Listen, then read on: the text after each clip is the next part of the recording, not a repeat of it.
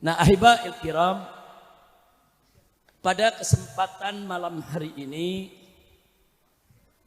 saya ingin mengajak semua jamaah untuk mengkaji satu kajian yang cukup menarik dalam rangka menangkal fitnah. Belakangan ini saya lihat di berbagai negara, bukan di Indonesia saja, mulai banyak propaganda saudara yang memisahkan antara pribumi dengan pendatang. Di mana-mana. Ini pribumi, itu pendatang. Ini pribumi, itu pendatang. Dan seterusnya. Dan itu terjadi bukan di Indonesia saja. Di mana-mana negeri saudara. Dan saya melihat fitnah ini sangat berbahaya bagi umat Islam. Nah, karena itu malam hari ini yuk sama-sama kita kaji. Ada apa sih di balik pribumi dan pendatang, saudara? Nah, pertama-tama, saudara, kita tengok dulu tentang tuntunan soal kesukuan dan kebangsaan dalam Al-Quranul Karim. Bagaimana sih tuntunan Al-Quran tentang kesukuan, tentang kebangsaan? Karena Al-Quran itu sumber hukum kita yang wajib untuk kita jadikan sebagai imam dan pedoman. Betul? Nah, sekarang mari kita lihat saudara. Di dalam Al-Quranul Karim tegas. Yang pertama, Allah Subhanahu wa ta'ala mengingatkan kita semua bahwa iman adalah standar persaudaraan. Jadi standar persaudaraan bukan suku, bukan bangsa, bukan negara, bukan teritorial, bahkan bukan darah sekalipun, saudara. Jadi standar persaudaraan di dalam Islam sesuai firman Allah dalam surat Al-Hujurat ayat 10, faqala ta'ala innamal mu'minuna ikhwah. Allah yang menyatakan innamal mu'minuna ikhwah, sesungguhnya orang-orang mukmin itu ikhwatun, bersaudara. Artinya apa? Siapapun kita, dari negeri manapun, apapun suku kita, apapun bangsa kita, apapun warna kulit kita, apapun budaya kita, kalau kita sudah beriman kepada Allah, menyatakan la ilaha illallah Muhammadur Rasulullah, maka kita semua bersaudara. Dan persaudaraan Islam itu saudara lintas negara, lintas bangsa, lintas suku, lintas wilayah, lintas teritorial, saudara. Standar persaudaraan kita adalah iman. Nah, itu ketetapan dari mana tuh? Al-Quran. Innamal mu'minuna ikhwatun. Malah ada yang menarik. Di sini digunakan innama adatun min adawatil hasr. Jadi kalau mau diterjemahkan bebas dengan bahasa Indonesia secara bebas, sesungguhnya saudara, orang-orang mukmin itu adalah hanya mereka yang mau bersaudara, saudara.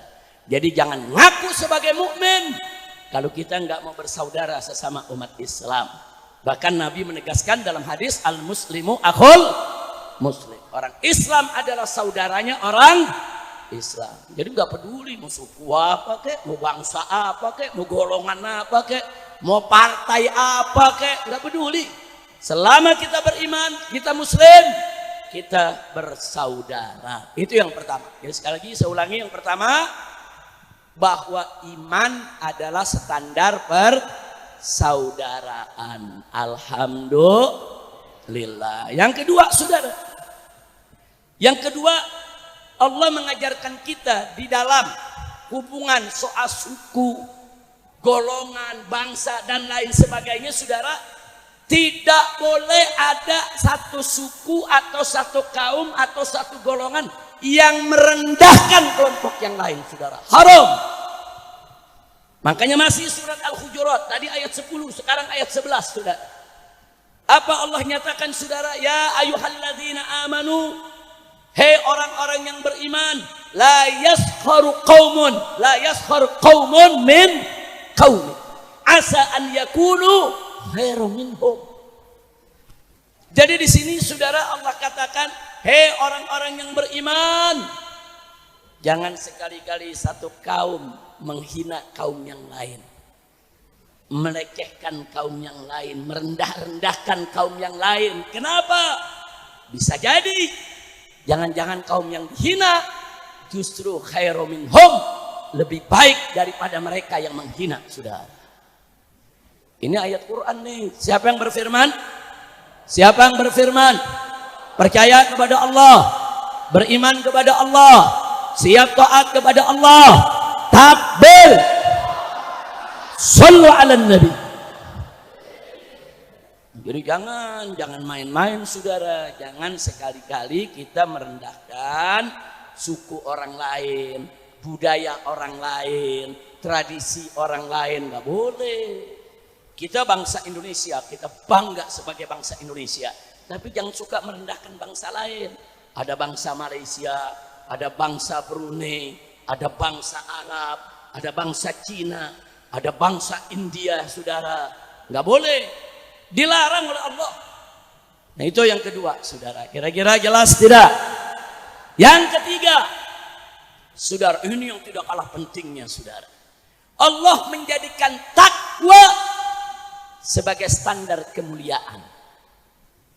Bukan darah, saudara, takwa.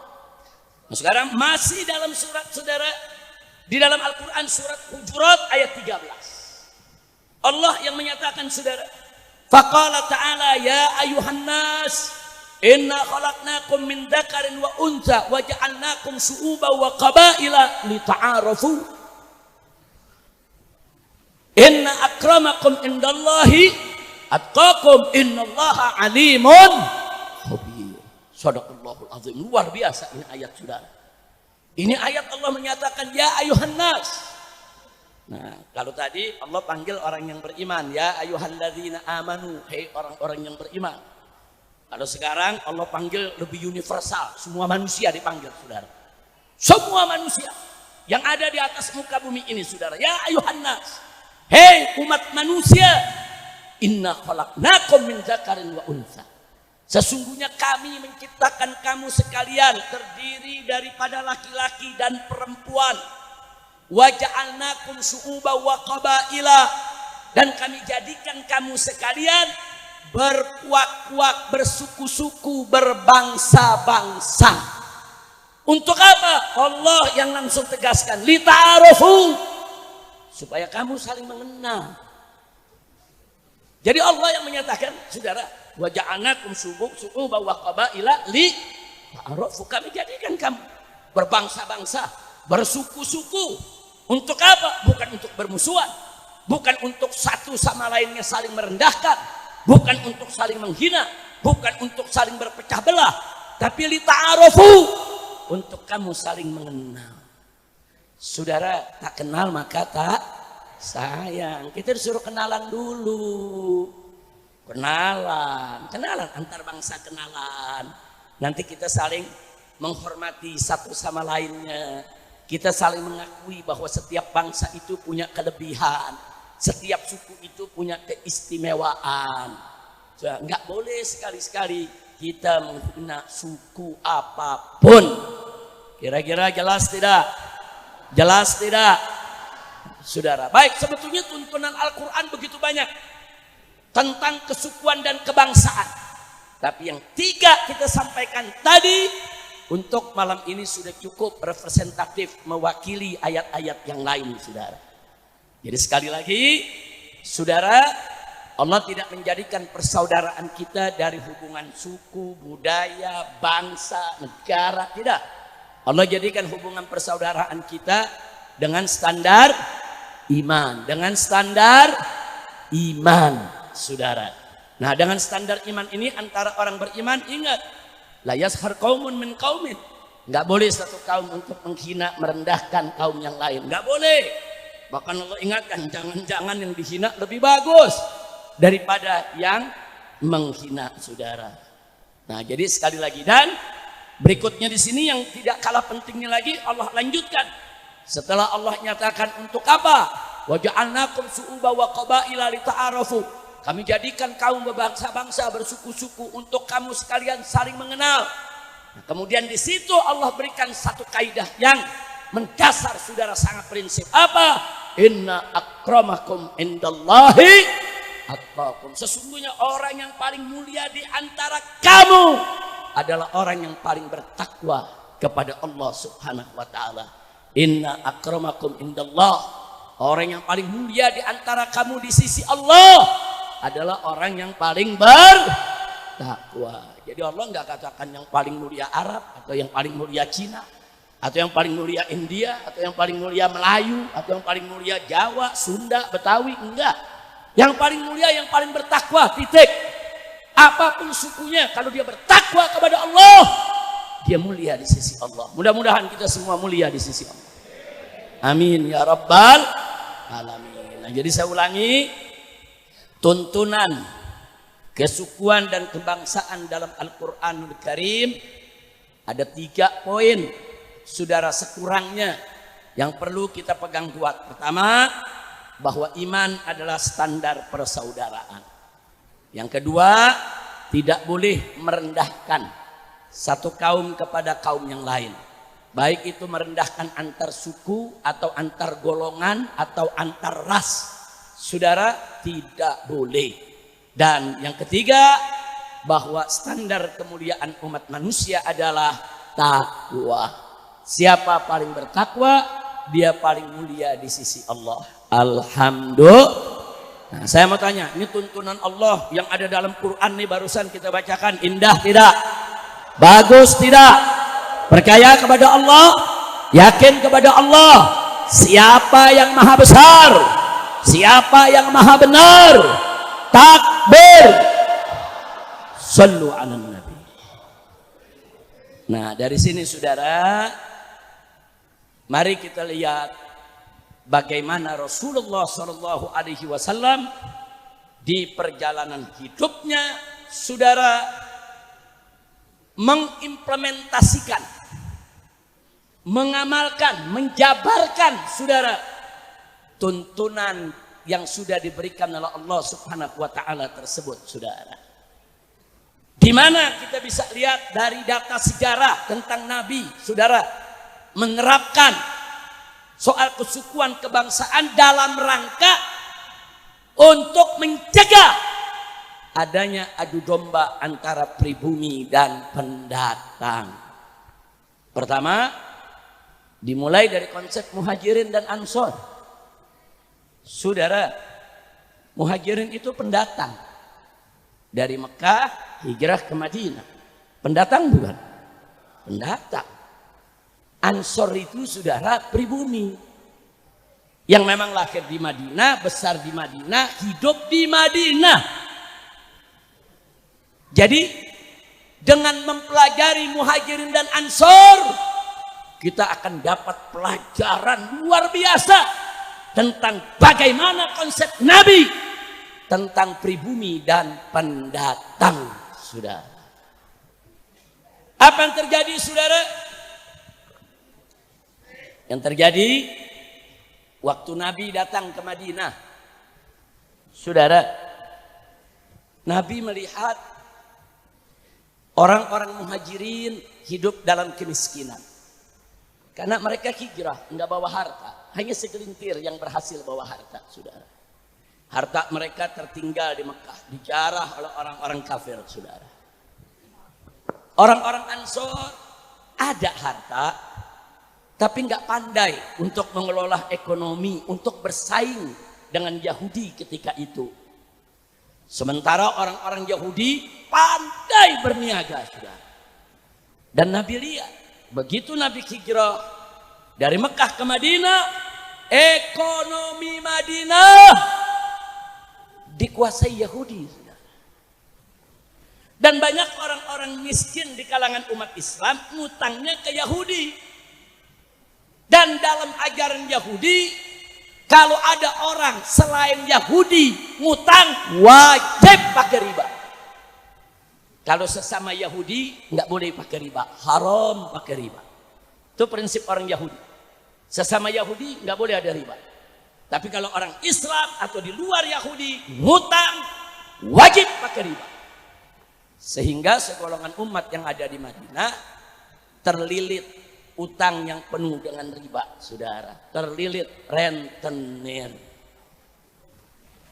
Terus bagaimana cara Nabi menghadapi itu? Ini ada muhajirin yang miskin, ada ansor yang cukup punya harta tapi nggak pandai bersaing dengan orang-orang Yahudi, saudara. Yang Nabi lakukan adalah, perhatikan baik-baik, pertama begitu masuk ke Madinah, yang Nabi bangun pertama kali adalah masjid. Nabi nggak bangun yang lain, bangun masjid, saudara. Terus begitu masjid dibangun, apa yang Nabi lakukan? Yang kedua, Nabi wajibkan para sahabatnya yang laki-laki sholat 5 waktu berjamaah di masjid. Ketika itu awal Islam, sholat 5 waktu di masjid wajib, saudara, fardul ain. Nah, karena apa? Karena kan umat Islam masih sedikit, imannya masih banyak yang lemah, perlu penguatan. Saudara, tapi setelah umat Islam besar, kuat, menyebar di mana-mana, dalam mazhab Syafi'i, saudara, bahwa sholat berjamaah di masjid itu fardul kifayah. Kalau sebagian sudah mendirikannya, sebagian lagi tidak berdosa. Baik, saya nggak bicara zaman ini, saya bicara zaman awal Islam. Ketika itu sahabat diwajibkan Nabi sholat berjamaah di masjid. Bahkan ada hadis, saudara, Nabi menyampaikan, aku ingin sekali-kali jangan aku yang jadi imam, biar yang lain jadi imam. Sholat berjamaah, aku mau keliling di Madinah. Mana rumah orang-orang yang nggak mau sholat berjamaah, aku mau bakar rumahnya. Saking apa, saudara? Saking Nabi begitu peduli, perhatian sahabat harus masuk ke masjid. Dan saat itu yang nggak mau ke masjid orang-orang munafikin. Nah, makanya Nabi kasih peringatan begitu, saudara. Nah, kemudian saya lanjutkan. Pertama, bangun masjid. Kedua, diwajibin sholat berjamaah di masjid. Ada apa sih, saudara? Pak, Bu, bagaimana mau bersaing ekonomi sama orang kafir kalau kita tidak bersatu? Bagaimana mau bersatu kalau kita jarang silaturahim? Oh, Nabi kita cerdas, saudara. Nah, bagaimana nih melawan orang-orang Yahudi? Bagaimana mau mengalahkan ekonomi Yahudi? Muhajirin sama Ansor mesti bersatu dulu, saudara. Sahabatnya mesti disatuin. Bagaimana cara menyatukan mereka? Kumpulkan di masjid. Kalau umat Islam 1 hari 1 malam 5 kali setiap hari ketemu di masjid, saudara, yang nggak kenal jadi kenal, yang sudah kenal makin akrab. Yang sudah akrab, saudara, nanti saling sayang. Kalau sudah saling sayang, saudara, dia akan saling menghormati.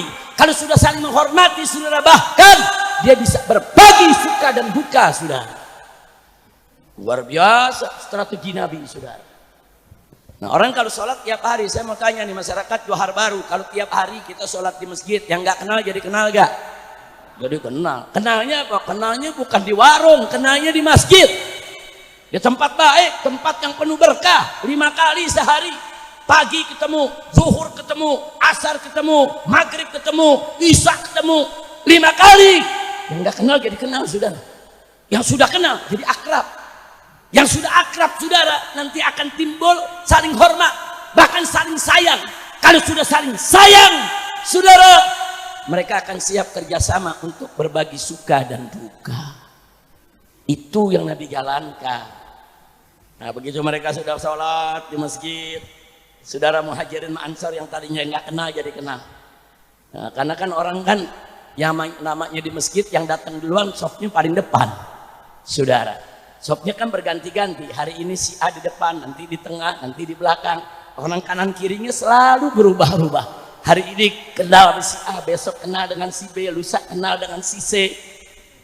Itulah langkah 3 yang dilakukan Nabi. Bagus tidak? Bagus tidak? Yang ketiga, ini yang paling fenomenal, saudara. Nabi persaudarakan Muhajirin dan Ansor. Satu Ansor diambil, satu Muhajirin diambil, dipersaudarakan oleh Nabi. Bahkan ketika itu kalau sudah dipersaudarakan, saudara, mereka saling mewarisi. Bahkan saudara, Nabi saudara minta supaya Ansor berbagi harta dengan si Muhajirin. Masya Allah. Dan sahabat-sahabat sami'na wa ata'na. Kenapa? Karena sudah sering ketemu, sudah kenal, sudah akrab, sudah saling sayang, sudah siap berbagi suka dan duka. Semua. Satu Ansor diambil, ini Ansor ini sama Muhajirin yang ini, Ansor yang ini sama Muhajirin yang ini, Ansor yang ini sama Muhajirin yang ini. Setelah itu Nabi suruh pulang saudara yang Ansor, bawa saudara Muhajirinmu, bagi kau punya harta dengan dia. Subhanallah. Bawa si Muhajirin. Anak Ansor saudara dibawa, yang dibawa ke kebunnya, di kebun saya kita bagi dua. Dibawa ke rumahnya, taruh ini dinar saya, ini emas saya, ini perak saya, bagi dua. Subhanallah. Makanya tadi saya katakan fenomenal saudara, nggak main-main bagi dua harta saudara, sama saudara yang bukan seperut, bukan sekandung, bukan satu kelahiran, bukan saudara. Hebatnya Nabi, saudara Muhajirin dan Ansor, pendatang dengan pribumi dipersaudarakan. Subhanallah. Saya makanya hebat gak kita punya Nabi? Bagus tidak? Sallu ala Nabi.